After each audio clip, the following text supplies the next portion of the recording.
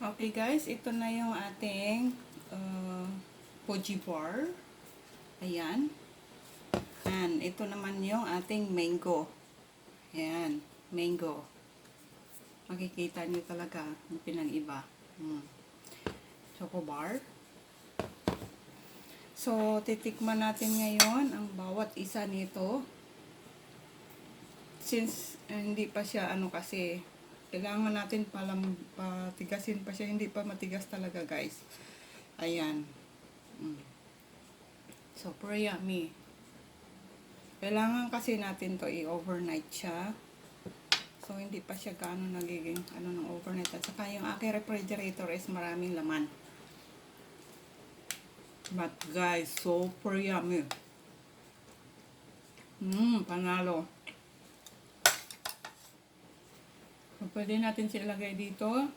Ganyan. Kasi medyo matigas na siya. So, pwede na yan ilagay yung ating mangga ay siya. Wala pang 5 minutes guys. Alright. Ganyan guys ang dessert natin ngayon. O, diba? Bongga tayo sa mangga. Wala namang paglagyan ng mangga natin guys. Ayan.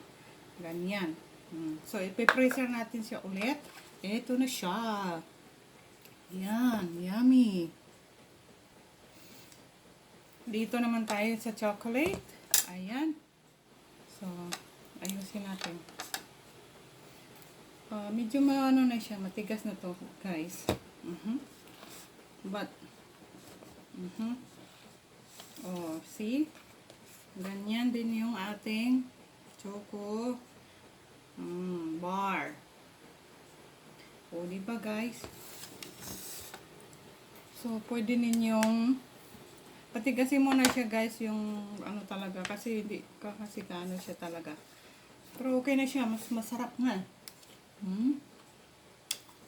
Nako. Pigilan na kasi ang diet ko. Super yummy guys. Alright. Bye.